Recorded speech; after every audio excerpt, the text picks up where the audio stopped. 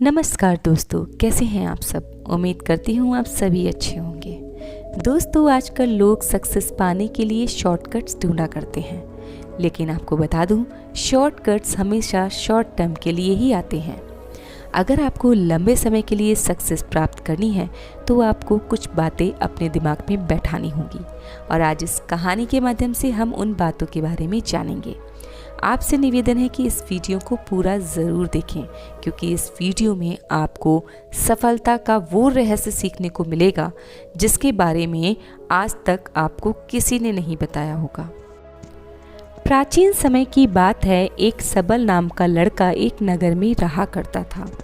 वो अपने जीवन से बहुत निराश था। उसकी निराशा का कारण ये था कि वो अब तक अपने जीवन में कुछ नहीं कर पा रहा था। उसके माता पिता आए दिन उसे ताने मारते रहते थे। उन्हें उसका घर पर बैठे रहना बहुत अखरता था। उसके माता पिता उससे कहते कि तुम्हारे सभी दोस्त कुछ ना कुछ कर रहे हैं, लेकिन तुम अभी भी घर पर बैठे हो। दोस्तों के बीच भी अक्सर सबल का मजाक उड़ाया जाता था। वो कहीं जाता तो लोग उससे उसके कार्य के बारे में पूछते, और उसे ये बताने में भी शर्म आती थी कि वो कुछ नहीं कर रहा, वो ऐसे ही बेरोजगार अपने घर में बैठा हुआ है। धीरे धीरे उसने रिश्तेदारों से मिलना जुलना कम कर दिया और लोगों से बातचीत करना कम कर दिया। वो ज़्यादातर समय अपने घर पर ही रहा करता। हमेशा अकेले में वो रोया करता और भगवान को दोष दिया करता। इतना ही नहीं, वो अपनी किस्मत को भी कोसा करता था। उसे अपना जीवन बोझ लगने लगा था। कभी कभी उसके दिमाग में मरने का भी ख्याल आता था। वो सोचता कि कब वो कुछ करने के योग्य बनेगा, और फिर अगले ही पल उसके दिमाग में ख्याल आता कि उसका जिंदा रहने से अच्छा है कि वो मर जाए। एक दिन की बात है कि वो अपने नगर की एक गली से गुजर रहा था। तभी उसने देखा कि एक गुरु उपदेश दे रहे थे, और उपदेश का विषय था दुख और परेशानी। बहुत सी भीड़ थी। वो गुरु बहुत जाने माने थे। बहुत से लोग दूर दूर से उनके उपदेशों को सुनने आते रहते थे। उनके बारे में ये प्रसिद्ध था कि उन्होंने बहुत से लोगों की परेशानियों को दूर किया है। सबल भी उसी भीड़ में सबसे पीछे बैठ गया और गुरु का प्रवचन सुनने लगा था। गुरु कह रहे थे कि हमारा दुख एक शिक्षक की तरह होता है, जो हमें जीवन की सच्चाई दिखाता है, हमें जीने का सही तरीका सिखाता है। आप चाहें तो आप अपनी जिंदगी को जीना भी सीख सकते हैं। गुरु उपदेश दे रहे थे कि तुम चाहो तो कुछ भी हासिल कर सकते हो, और अगर चाहो तो कोने में बैठकर सिर्फ रो सकते हो। इन सभी बातों को सबल बहुत ध्यान से सुन रहा था, लेकिन उन्हें गुरु की ये बातें समझ में नहीं आ रही थी। वो गुरु की ये बातें पसंद नहीं कर रहा था। वो खड़ा होता है और उनसे पूछता है, कुछ भी सिखाने से दुख दूर नहीं होता। दुख से केवल दर्द होता है। दुख की पीड़ा बहुत अनंत है। ऐसा लगता है कि दुख के बाद कुछ होने वाला नहीं है। इससे कोई भी फर्क नहीं पड़ता। दुख के सामने तो मौत भी एक चींटी के समान छोटी लगती है। गुरु सबल की बातें बहुत ही ध्यानपूर्वक सुनते हैं। फिर उससे पूछते हैं कि तुम्हारा दुख क्या है। सबल ने उनके सामने अपनी सारी व्यथा सुनाई और पूछा, मेरे दुख को दूर करने का कोई उपाय है आपके पास। ये सुनकर गुरु मुस्कुराते हैं और बोलते हैं कि तुम उस दिन मेरे पास जरूर आना जब तुम्हारे जीवन में वास्तविक दुख हो। मैं तुम्हारी समस्या का समाधान जरूर करूंगा। ये कहकर गुरु वहां से चले जाते हैं। सबल सोचने लगता है कि कहीं मेरा दुख नकली तो नहीं है। क्या मैं जिस दर्द से गुजर रहा हूँ वो नकली है? मेरा दुख समझने वाला कोई भी नहीं है। जब माँ बाप मेरे दुख को नहीं समझ पाए तो गुरु क्या समझेगा? उनके दुखों से व्यथित होकर सबल एक फैसला करता है कि अब वही कुछ करेगा। तभी सबल एक छोटा सा व्यवसाय शुरू करता है, पर उसे सफलता नहीं मिल रही थी। उसके घर वाले पूछते हैं कि क्या वो कुछ कोशिश कर रहा है। वो अपने व्यवसाय में लगा रहता है और धीरे धीरे उसका व्यवसाय सफल होने लगता है, उसे सफलता मिलती रहती है। फिर उसके व्यवसाय ने एक गति पकड़ी और 3 साल के अंदर ही सबल एक बिजनेसमैन बन जाता है। अब सबल के आसपास बहुत से लोग ऐसे भी थे जो उसकी परवाह किया करते थे, जो उससे प्यार किया करते थे। एक समय था जब सबल को कोई नहीं पूछता था, लेकिन जैसे ही वो एक सफल व्यक्ति, एक सफल बिजनेसमैन बन गया, उसे चारों तरफ से लोग घेरे रहते थे। उसके परिवार में भी उसका सम्मान बढ़ चुका था। अब उनके परिवार के सदस्य भी उसकी तारीफ करते नहीं थकते थे। दिन प्रतिदिन सबल के मित्रों की संख्या बढ़ती जा रही थी। अब वो अपनी जिंदगी से बहुत खुश था। उसके कुछ दोस्तों ने उसे सलाह दी कि जब आप एक बड़ा बिजनेसमैन बनकर बहुत खुश हैं, तो ज़रा सोचिए आपको कितनी खुशी होगी अगर आप इस शहर और इस राज्य के सबसे बड़े बिजनेसमैन बन जाते हैं। कितने लोग ही आपसे जुड़ना चाहेंगे, आपकी कितनी बड़ी ख्याति होगी और स्वयं राजा भी आपसे दोस्ती करना चाहेंगे और ज़रूरत पड़ने पर आपसे पैसे उधार लेंगे लोग। दोस्तों की ये बात सबल के मन में घर कर जाती है और अब वो और ज़्यादा पैसे कमाने की कोशिश करने लगता है। उसे पैसे कमाने की बहुत जल्दी थी, उसे सफलता प्राप्त करने की भी बहुत जल्दी थी। दोस्तों, जैसा कि मैंने आपको शुरुआत में कहा था कि आजकल लोग सफलता का शॉर्टकट ढूंढा करते हैं, इसी तरह से सबल ने भी एक शॉर्टकट ढूंढा। वो अपना समय बर्बाद नहीं करना चाहता था। उसका अधिकांश समय इन चीज़ों को प्राप्त करने में लगने लगा। वो ऐसे काम करने लगा जो सही नहीं थे। उसने दोस्तों से पैसे मांगे और अधिक मुनाफा कमाने के लालच में वो अपनी माल में मिलावट करने लगा। उसने अन्य व्यापारियों के खिलाफ साजिशें भी रची, उन्हें डराया, धमकाया और जैसा उसके दोस्त कहा करते थे वो वैसा ही करने लगा। वो इन सब गलत तरीकों से ज़्यादा पैसा कमाना चाहता था। अब उसके जीवन में पहले जैसा चैन नहीं था। उसके मन की शांति भी गायब हो गई थी। वो रात को सही से सो भी नहीं पाता था। वो हमेशा हंगामे में रहता था। वो सब कुछ पाकर भी सुखी नहीं था। उसका सुख चैन सब कुछ छिन गया था।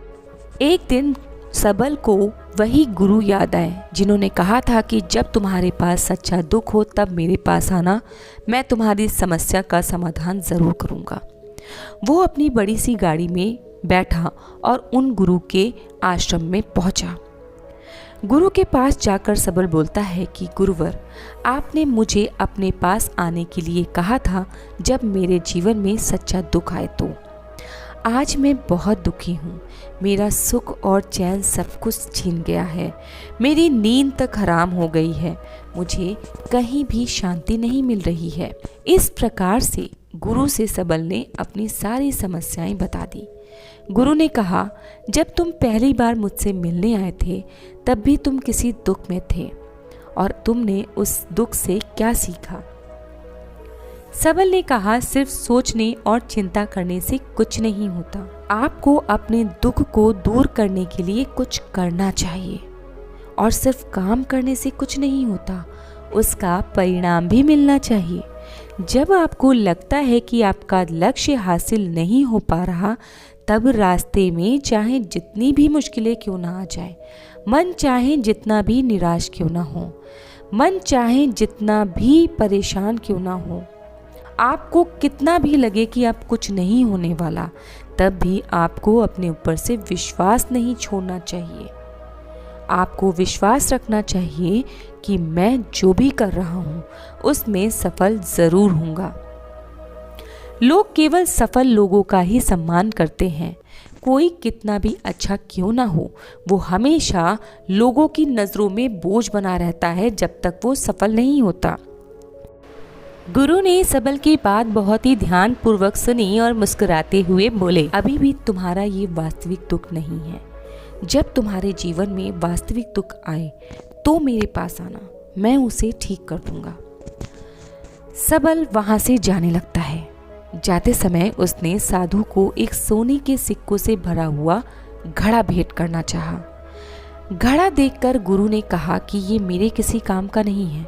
एक काम करो, उस पेड़ के नीचे एक गड्ढा खोदकर उसे गाड़ दो। सबल ने गुरु के कहने के अनुसार पेड़ के नीचे गड्ढा खोदकर घड़े को दबा दिया और वहां से चला गया। सबल का कारोबार ठीक ठाक चल रहा था, लेकिन व्यापार के गलत तरीके के कारण उसके व्यापार में धीरे धीरे घाटा होने लगा। उसकी सारी दौलत धीरे धीरे खत्म होने लगी और एक दिन ऐसा भी आया कि उसके पास कुछ भी नहीं बचा। उस पर कर्ज का बोझ चढ़ गया, परंतु वो निश्चिंत था, क्योंकि उसने अपना सारा कर्जा अपने दोस्तों से लिया था और उसने सोचा कि दोस्त बुरे वक्त में उसके साथ खड़े रहेंगे। लेकिन ऐसा कुछ नहीं हुआ। जैसे ही बुरा समय आया, दोस्त सबसे पहले उससे अपना कर्जा मांगने लगे। अगर उसने कर्जा नहीं लौटाया तो उसे जान से मरने की धमकी भी मिलने लगी। उसके सभी शुभचिंतक और प्रियजन उससे दूर होने लगे। उसके दोस्त जो उसके साथ मस्ती किया करते थे, दिन रात उसके साथ रहा करते थे, उससे दूर भागने लगे। यहाँ तक कि उसका परिवार भी उसकी गलतियों पर उसे कोसने लगा और उसकी कमियां गिनवाने लगा। उसकी सारी संपत्ति नीलाम कर दी गई। अब उसके पास कुछ भी नहीं बचा था। सबल ने अपने पिता से मदद मांगनी चाहिए तो उसके पिता ने कहा, मेरे पास कोई भी संपत्ति नहीं है और जो भी थोड़ा कुछ है वो हमारे बुढ़ापे के लिए है। अगर मैं ये तुम्हें दे दूंगा तो मेरा क्या होगा, तुम्हारी माँ का क्या होगा। सबल के मन में गहरा दुख छा गया। उसके पास कोई भी नहीं था जो उसके दुख को समझ सके, जो उसे संभाल सके। सबल अंदर से टूट चुका था। वो सोचने लगा कि अब जीने का क्या मतलब है, अब मौत ही मेरा सहारा है। वो आत्महत्या करने के लिए एक पहाड़ी पर जा रहा था, तभी उसे याद आया उस गुरु के बारे में जिसने कहा था, जब तुम्हारे पास वास्तविक दुख हो तब मेरे पास आना। सबल गुरु के पास जाता है और फिर से अपनी सारी व्यथा सुनाता है। उसकी आंखों में आंसू भरे हुए थे। उसने गुरु से कहा, हे गुरुजी, मेरे दुख का निवारण कीजिए। आज मेरे जीवन में वास्तविक दुख आ गया है। गुरु ने कहा, जब जीवन में असली दुख होता है तब मेरे पास आ जाना, मैं इसे जरूर ठीक कर दूंगा। सबल ने कहा, ये क्या हो रहा है गुरुजी, मेरे जिंदगी में अभी दुख नहीं है तो आखिर असली दुख है क्या। गुरु ने कहा, पहले तुम मुझे ये बताओ, तुमने अपने दुख से क्या सीखा। सबल ने कहा, मैंने वो सीखा कि जो लोग हमारे जीवन में आते हैं वो हमारी सफलता और प्रगति के कारण आते हैं। वो हमें धोखा ज़रूर देंगे, क्योंकि बुरे समय में वो हमारा साथ छोड़ देंगे। वो अच्छे समय में ही हमारा फ़ायदा उठाएंगे और बुरे समय में हमें छोड़ देंगे। उन लोगों पर हमें भरोसा नहीं करना चाहिए। हमें सिर्फ उन लोगों पर भरोसा करना चाहिए जो बुरे समय में हमारे साथ खड़े रहते हैं। लेकिन ऐसे लोग बहुत कम होते हैं, लेकिन जिनके पास है उन्हें उनका महत्व समझना चाहिए, उनका अपमान नहीं करना चाहिए, कभी भी लालची नहीं बनना चाहिए। अपने सारे दुख दर्द और अनुभव बयां करने के बाद सबल गुरुजी के सामने आंखों में आंसू लिए हुए बैठ गया। कुछ देर बाद साधु उठे और पेड़ के नीचे से एक गड्ढा खोदकर वही घड़ा निकाला जो सबल गाड़ गया था। वो घड़ा सोने के सिक्कों से भरा हुआ था। उन्होंने सबल को घड़ा देकर कहा, मेरे पास आओ जब तुम्हारे जीवन में वास्तविक दुख हो। सबल ने गुरु का धन्यवाद किया और उसे प्रणाम करके वहां से चला गया। उसने उस पैसे से फिर से एक छोटा सा व्यवसाय शुरू कर दिया। अब वो छोटा व्यापारी बनकर भी खुश था। उसने पूरी लगन और ईमानदारी से कारोबार किया और जल्दी वो शहर का बड़ा व्यापारी बन गया। उसका जीवन सुख और सुविधाओं से फिर से भर गया। लेकिन कोई कितना भी अच्छा क्यों ना हो, उसके जीवन में दुख आता ही है और सबल के जीवन में भी दुख आया। उनके माता पिता की मृत्यु हो गई। सबल अपने माता पिता से बहुत प्यार करता था, इसलिए उनके निधन से उसे गहरा सदमा लगा। वो शवों को ले गया और शमशान घाट में अंतिम संस्कार करने लगा। वो अपने माता पिता के शव को जलता हुआ देख रहा था। इतने में उसका मन बेचैन हो उठा। उसके मन में बहुत से सवाल उठने लगे। वो घर वापस आ गया। उसने अपने माता पिता के घर और संपत्ति को देखा, जिसके लिए उसके माता पिता हमेशा लड़ते रहे, और आज सभी कुछ ऐसे ही पड़ा हुआ है। जिन्होंने इसकी देखभाल की, जिन्होंने इसके लिए लड़ाई लड़ी, वो आज इस दुनिया में नहीं है। उसके पिता ने जो कुछ कमाया वो सब यहीं रह गया। एक दिन पहले तक उसके पिता धन संपत्ति के लिए लड़ाई झगड़े करते थे, लेकिन आज वो खुद खाली हाथ इस दुनिया से चले गए। उसके मन में बहुत से विचारों का बवंडर था। वो अंदर से अकेला और डरा हुआ महसूस कर रहा था। वो खुद को खाली महसूस कर रहा था। उसे वो गुरु फिर से याद आया और वो फिर से उस गुरु के पास गया। उसे देखकर गुरुजी ने कहा, क्या जीवन में कोई दुख है? सबल ने कहा, वैसे तो जीवन में कोई दुख नहीं है, सभी कुछ अच्छा चल रहा है, लेकिन आज मेरे माता पिता का देहांत हो गया। मैं इस घटना से बहुत दुखी और परेशान हूँ। गुरुजी ने कहा, इसमें दुखी होने की क्या बात है? एक दिन सबको मरना ही है, कोई भी अमर नहीं हुआ। कभी ना कभी तो सबको यहाँ से जाना है। एक दिन तू भी मरेगा, शायद तू कल ही मर जाए। सबल ने कहा, ये क्या कह रहे हैं गुरुजी? मैं भी मर जाऊंगा, लेकिन मैं तो अभी जवान हूँ। गुरु ने कहा, सब जी रहे हैं इसी भ्रम में कि केवल मृत्यु दूसरों को आती है, केवल बूढ़ों के पास ही मृत्यु आती है। लेकिन जवान भी तो मरते हैं, बूढ़े भी मरते हैं और बच्चे भी मरते हैं। मौत का उम्र से कोई लेना देना नहीं है, ये सभी को प्रभावित करती है। गुरु की ये बातें सबल के मन में घर कर गई और वो चुपचाप वहां से चला गया। लेकिन उसका मन बेचैन था। वो जो खालीपन महसूस कर रहा था, उससे उसे और भी ज़्यादा बेचैनी हो रही थी। वो सारा दिन अपने बारे में सोचता रहा। वो कौन है? वो इस दुनिया में क्यों आया है? उसके जीवन का लक्ष्य क्या है? बहुत से सवाल उसके दिमाग में उठ रहे थे, लेकिन उसे अपने किसी भी सवाल का जवाब नहीं मिल पा रहा था। उसका दुख दिन ब दिन बढ़ता जा रहा था। कुछ दिनों बाद वो फिर से गुरुजी के पास पहुंचा और बोला, मैं बहुत दुखी हूँ, मैं नहीं जान पा रहा कि मैं कौन हूँ, मैं इस दुनिया में क्यों आया हूँ। ये सुनकर गुरुजी मुस्कुराए और बोले, आज तुम्हारे जीवन में पहली बार सच्चा दुख आया है और वास्तव में यही दुख है। सबल ने गुरु से कहा कि कृपया मेरा दुख दूर करें। गुरु ने कहा, हम सभी इंसान हैं, जीवन भर इकट्ठा करते रहते हैं, धन, सम्मान, परिवार, प्रतिष्ठा, मित्र, शत्रु आदि जमा करता रहता है।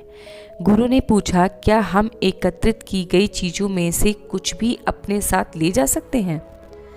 सबल ने कहा, नहीं, कोई भी इंसान अपने साथ कुछ भी नहीं ले जा सकता। व्यक्ति अकेला आया है और अकेला ही जाता है। मेरे माता पिता को ही देखिए, वो अपने साथ कुछ भी नहीं लेकर गए। सब धन संपत्ति वैभव यहीं छूटा रह गया। गुरु ने कहा, अब मेरी बात ध्यान से सुनो। सुविधाओं का अभाव वास्तव में अभाव नहीं है। हम अंदर से बटे हुए हैं, गुस्सा, प्यार, नफरत और ईर्ष्या में बटे हुए हैं। हम धर्म, जाति में बटे हुए हैं। हम खुद को पहचान नहीं पाते, हम अपनी चेतना शक्ति को पहचान नहीं पाते, और यही असल दुख है। हम हमेशा दूसरों को देखकर जीवन जीते हैं। दूसरा व्यक्ति इतना सफल है, मुझे भी उसके जितना सफल बनना है, उसके पास धन है, दौलत है, मेरे पास भी ये होना चाहिए। दूसरों पर ध्यान मत दो, अपने ऊपर ध्यान लगाओ।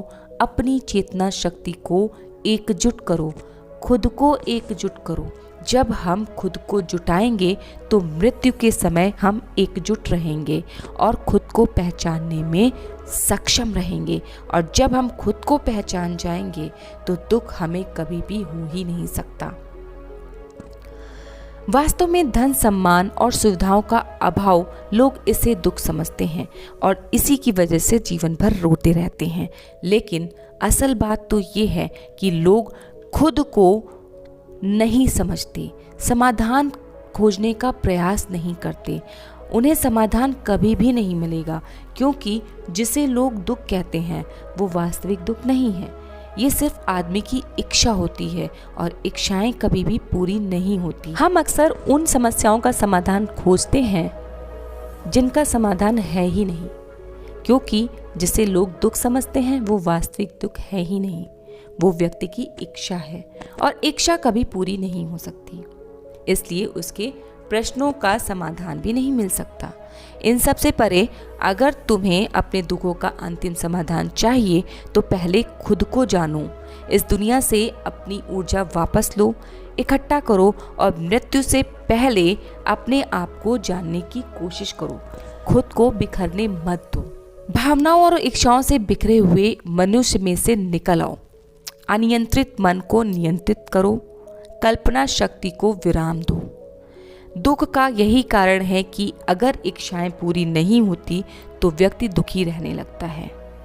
सबल ने कहा, आपने मेरे असली दुख का समाधान कर दिया गुरुजी, आपका बहुत बहुत धन्यवाद। मैं अपने आप को समेटने और तराशने की कोशिश करूंगा। मैं अपनी सारी की सारी ऊर्जा अपने जीवन के असल उद्देश्य में लगाऊंगा, बेकार की बातों में नहीं। दोस्तों, इतनी सी थी ये कहानी। उम्मीद करती हूँ कि आपको ये कहानी पसंद आई होगी। अगर आपको ये कहानी पसंद आए तो कमेंट बॉक्स में इस कहानी के बारे में अपने विचार ज़रूर लिखें। साथ ही चैनल को सब्सक्राइब और वीडियो को लाइक करना ना भूलें। नमो बुद्धाय।